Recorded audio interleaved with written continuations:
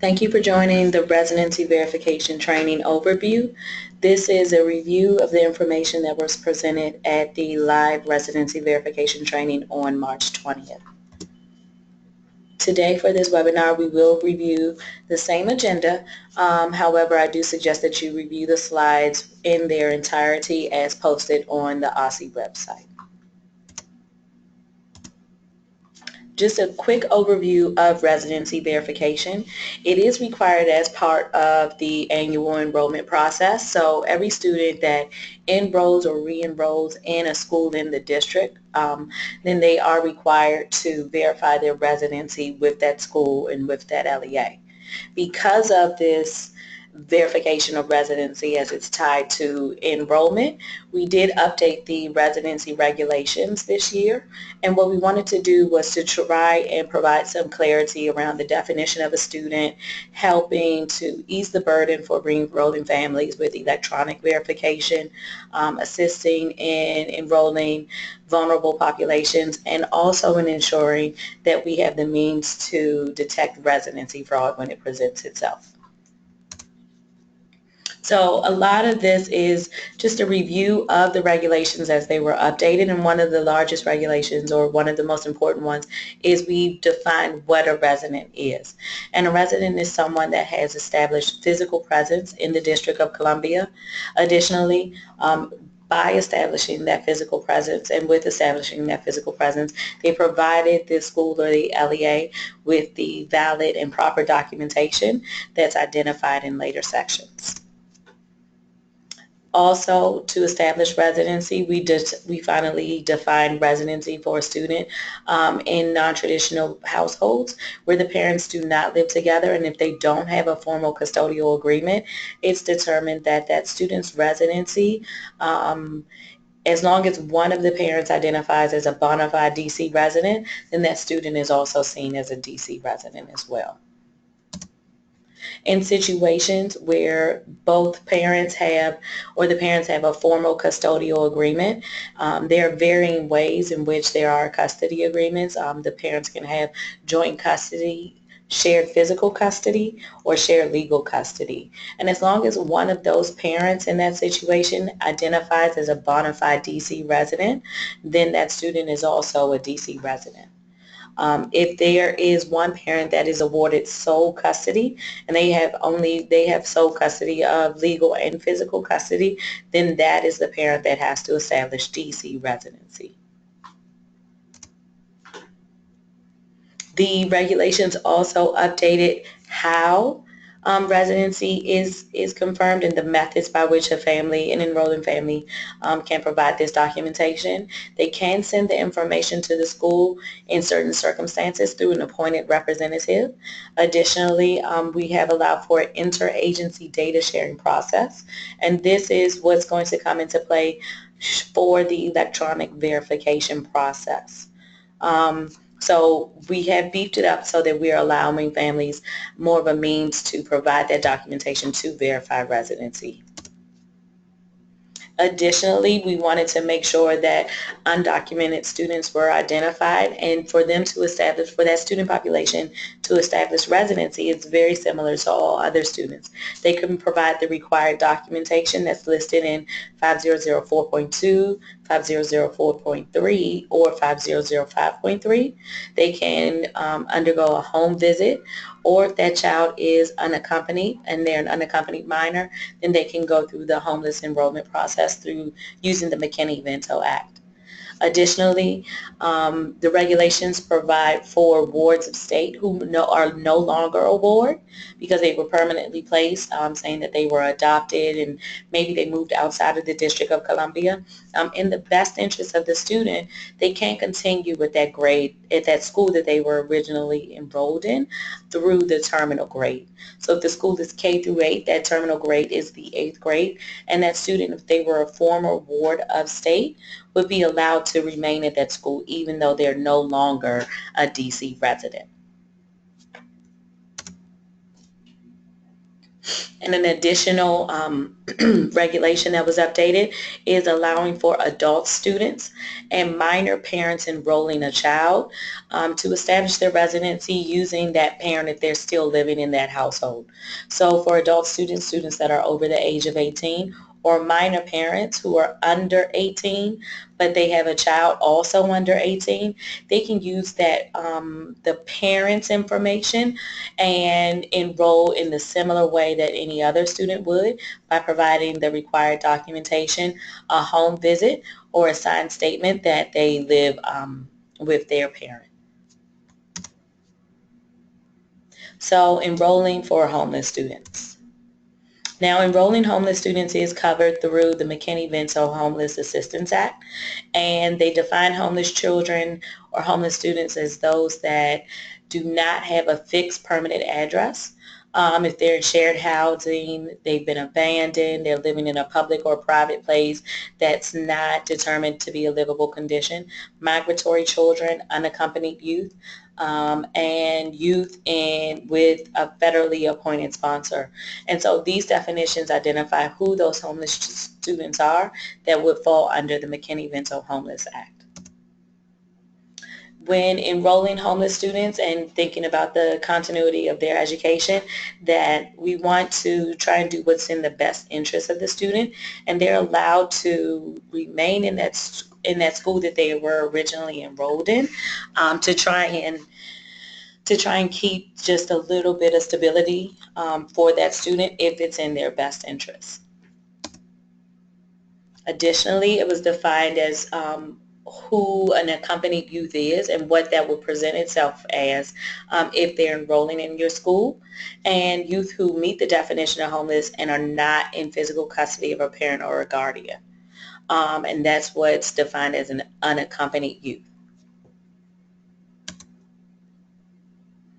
Additionally, and when enrolling homeless students that are undocumented immigrant children or youth, there are certain caveats that are in place that we want to make sure that we do not discourage the enrollment of the students, that we don't request for additional documentation that would make them feel uncomfortable presenting themselves to enroll for school. And so additional information is provided in the full slides, but this is just an overview, so you can dig a little deeper or contact the Homeless Education Department as well. So when you're enrolling homeless students also, you want that information is documented, and so there are additional forms that are provided. And what you want to do also is ensure that that student is identified through the QuickBase application. On our side, we do identify that student in the SLED system, and there also is a Click app. Now, there is a homeless education program, McKinney-Vento Confidential Referral Form. That form is for the benefit of the school or the LEA that is enrolling that student, and it's not going to be used as supporting documentation for the enrollment audit. What's going to happen is that we'll look at the information that's provided and fed through the various systems that are used to identify this student population. The contact information, just because this is also just an overview of the residency verification training. So this is the contact information of the homeless education program and their department. So a big update this year are the residency verification forms. This year we do have the forms that are for school years 17-18, and we want to make sure that we identify that there are now 2 residency verification forms depending on which student is enrolling in your school. There is a Form 1. It should be noted that all students returning, re-enrolling, new students can use Form 1. Form 2, however, is only for pre-K students and new students enrolling in your school. So there is a distinction between the 2 forms. Additional updates that were provided is that we combine sections so that the parents can just complete one portion of the form. And also identified in Form 2 is that there is electronic verification of residency, and enrolling families will have to consent that the school, LEA, and OSSI have access to that information that's being fed over from these systems, from Department of Human Services and the Office of Tax and Revenue. So like I said, there are two forms for residency verification, or two new forms now. So what was formerly the DCRV is now Form 1 and Form 2. And Form 1 again is for all students that are enrolling. However, it should be noted that any student that's enrolling in pre-K 3 or pre-K 4, they have to use Form 1. Also, if that student is new to your LEA, then they have to use Form 1. Also, any re-enrolling student that chooses to not use electronic verification will use Form 1.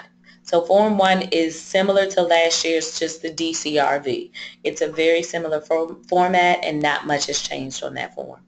Form 2 is only used for re-enrolling students, students that are returning to your LEA that are not in pre-K 3 or pre-K 4, and the enrolling family, parent, guardian, or adult student is comfortable and they want to consent to allow OSSI and the LEA to review and verify their residency using information from Office of Tax and Revenue or DC Financial Assistance.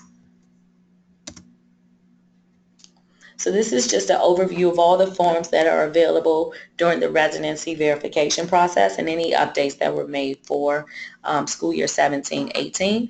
Again, what was formerly known as the DCRV is now Form 1 and Form 2. Form 3, other primary caregiver verification, which was formerly on just the DCRV form, but it's now on its own separate form to allow for more space. Form 4 is the attestation, and there weren't any updates for that form.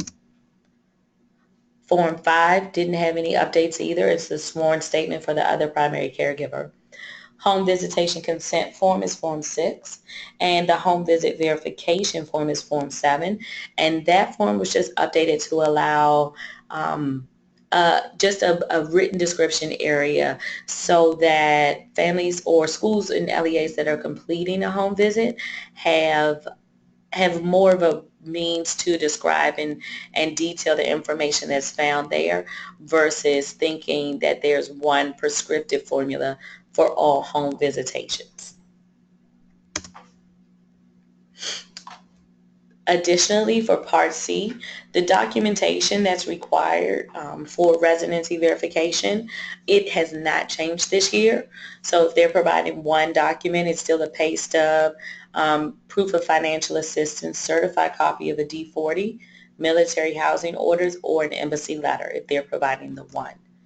If they're providing two forms, then it's the motor vehicle registration, motor vehicle operator's permit, generally a driver's license or non-driver's license, a lease or rental agreement with proof of payment, and a utility bill with proof of payment also.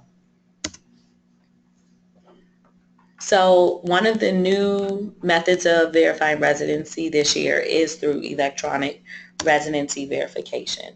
And we're using two interagency data sharing agreements. And the first one is through the Office of Tax and Revenue.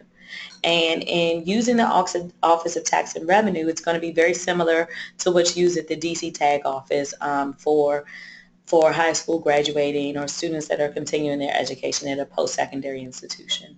So the enrolling family is going to enter in their information, their first and last name, social security number, and we want to make sure that they have also completed their taxes for this year. So by April 15th is when this system will be open, but we need to ensure that that family has completed their taxes because just for a verification or validation method, it will request some information from there.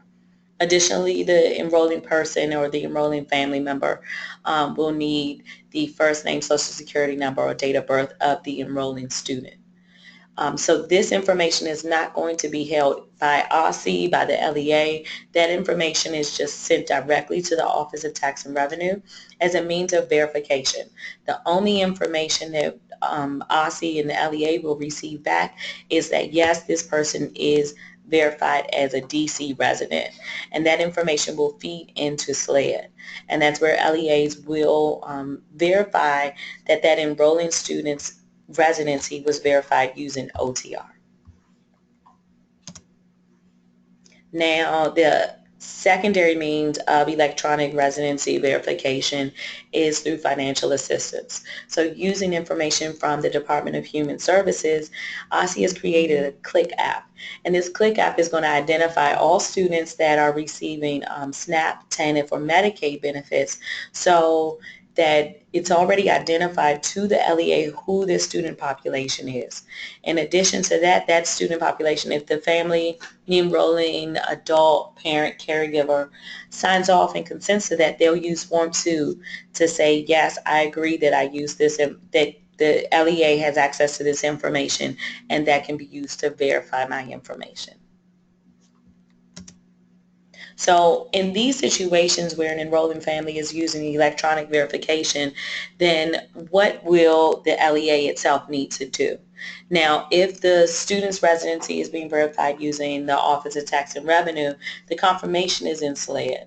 So what the school will need to do at that time is just print that screenshot or save an electronic version of some form to have it available to verify in SLED that that student the student's residency was verified using that method. For DC financial assistance, that CLIck application where it provides that screenshot or that information or that snapshot of that student that was verified, that should be printed out, and the school should keep a copy of that as well. While we know that financial assistance is allowable over the course of 12 months, there are different reasons that a student may or may not remain on that feed. If the family stopped receiving services or no longer receiving services. But at that time of enrollment, as long as that family verifies their residency using that method at that time of enrollment, as long as the school has a documented printout of that information, then that can be used as a supporting documentation for residency verification. Non-resident tuition paying students. Now, there are some students that are allowed to attend DC public schools and pay tuition. There are various steps that schools need to go through to ensure that these students are allowed in the school and it's not to the detriment of a resident student that wants to actually attend that school as well. So if a non-resident student is allowed to attend that school, then the LEA must first verify that there aren't any residents that would like to attend their school and take that place. For all tuition paying students, OSSI is the office that will collect that tuition. Some additional regulations that were provided for tuition paying students is that, just to point these out as part of the tuition paying process, is that an LEA can enroll the non-resident once they determine that there aren't any additional residents on the waiting list for that school. Additionally, students should be, if they are trying to continue through that school through the terminal grade, then the tuition needs to have been paid through July 15th, prior to the start of the next school year. Also, if the student is a tuition paying student and they've completed the final grade at that school, they're not guaranteed space at the feeder school. So if they're already in an elementary school and they want to go to that next middle school, they'll still have to go through the same process of verifying that there aren't any tuition paying students on the roster, and then that they can actually attend the school and start paying tuition there. Additionally, tuition paying students students who are already enrolled in a school as a resident and their status changes, they can actually decide to remain in that school and become a tuition paying student. This means that they move from a resident status to a non-resident status. Now, exclusion. So at times there are instances where students are tuition paying and they know and they stop their payments. The only authority given, and this is in the regulations, is that OSSI can exclude students, tuition paying students from schools for non-attendance. The tuition collection process. And again, this is just a review that first you have to check the wait list to ensure that there are no residents on the wait list that would like to attend the school. Then a letter is sent to the parent, so that they can confirm and sign off on a tuition agreement. Throughout the entire school year, parents will make that payment directly to OSSI. And students will, once OSSI says that yes, they have signed the contract, we are receiving payments, then that student is allowed to finalize their enrollment and attend classes with your LEA. If a student who was tuition paying actually moves into the city, what we need to do is ensure that that student goes through the same residency verification process. But at that time, it's not just handled at the school because OSSI is already involved, and we want to ensure that we're following similar processes and procedures. And so OSSI will verify that residency, and that documentation can be sent to OSSI, so that we can verify, yes, this student is no longer tuition paying. They are now a DC resident and they're removed from tuition paying status. Residency fraud. So a lot of times it will present itself to you. And what we wanted to do is just a brief overview to go over what exactly is residency fraud. And it's important to note again that we finally defined what a DC resident is, and that's someone that's established a physical presence and provided that documentation. So residency fraud is where a student or an enrolling family will present themselves as residents when they actually are not. Um, a non-resident can attend a DC school only if they're a tuition-paying student and they followed that process that was previously identified. So the process for residency fraud, if you think that there is residency fraud and a tip is submitted, what happens in our office is that we'll verify the various systems to double check that that student isn't in McKinney-Vento database, that student isn't receiving SNAP TANF for Medicaid benefits, and those are clear distinctions that the student is actually a DC resident. So if that is identified as a no, then what we'll do is request that documentation, the residency verification, and the enrollment forms from a school. And that's when the investigation happens and a determination is made.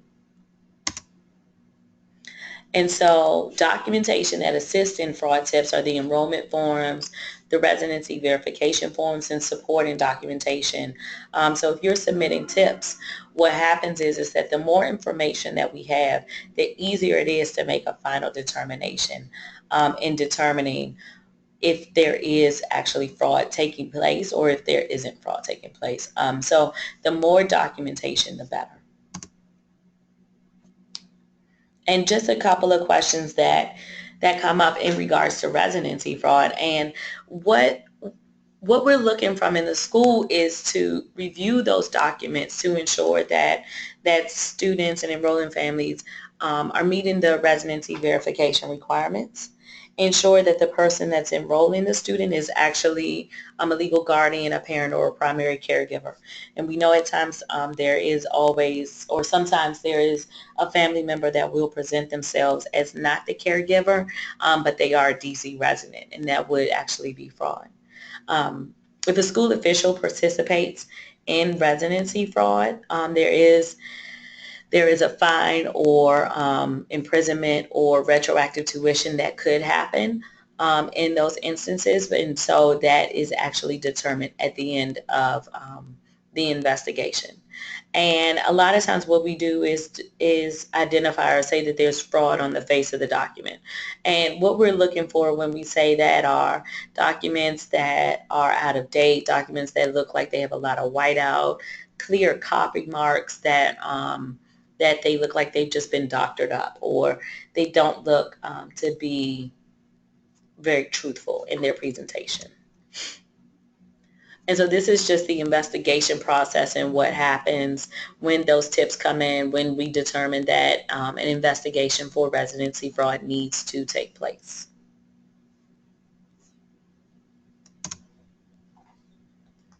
So the final determination for investigation, if the investigation was completed, a couple of things can happen. We determined that the enrolling student or family, they actually are a DC resident and it was closed. They're a non-resident, and so they'll go through an administrative review, tuition may be assessed, and a finding letter is sent to the enrolling parent, guardian, or caregiver. Sometimes during the investigation, it's found that the family or the student was actually homeless, and at times there are non-responsive parents where the tuition collection process is immediately triggered then. There are two methods to submit residency fraud tips, and there's a fraud hotline. It's important that you have the information that additional information, just saying, I think this student doesn't live in DC and we don't have the name or the school isn't helpful. So if you call the hotline, they'll try and get additional information from you then. There's also the fraud form, and we should try and use that the same information because it is very beneficial when completing these fraud tips. And a review of the updates. So a lot of the updates that came from the regulations that come down into the practice that's going to take place for this residency verification season is the definition of a DC resident, residency for various custody agreements for formal and informal. And again, as long as one of the custodial parents, physical or legal custody, formal or informal, has or is a bona fide DC resident, then that student is also seen as a DC resident. Also, one of the new ones is the electronic residency, using information from Department of Human Services or the Office of Tax and Revenue. Enrolled students must reestablish residency if the residency changes after October 5th. Adult students or minor parents can establish residency using the parent that they live with, using the same documentation, home visit forms, and tuition paying students that are delinquent 90 days or more may be excluded from attending based on non-payment. So form review, this is form 1 is used for all students, specifically pre-K3 and pre-K4 students, any new student to your LEA, and any student that chooses to not electronically verify. So form 1 is going to look almost exactly like last year's form did for the school year 16-17. Then there's form 2. If the family is returning to your LEA, they are not a pre-K3 or pre-K4 family, and they want to electronically consent, that we can verify their residency using our data sharing agreements with other DC agencies. Forms 3, 4, and 5 are used for primary caregiver, sworn statement, attestation. You've seen those forms before. They haven't changed any updates. And Form 3 was just separated out from the DCRV form. Form 6, 7, and Form 6 and 7 are for the home visitation. So there's the consent form and the residency verification form. And Form 8 is the McKinney-Vento confidential referral form. And again, this form is used internally for the school. I want to thank you for joining the overview or reviewing the overview of residency verification. All of the slides that were presented on the live training on March 20th are also on the website for Office of Enrollment and Residency at the OSSE website. If you have any questions or concerns, please feel free to contact me, Teresita Edwards. I'm the lead compliance officer, and I am assisting or leading the charge in this residency verification process. Thank you.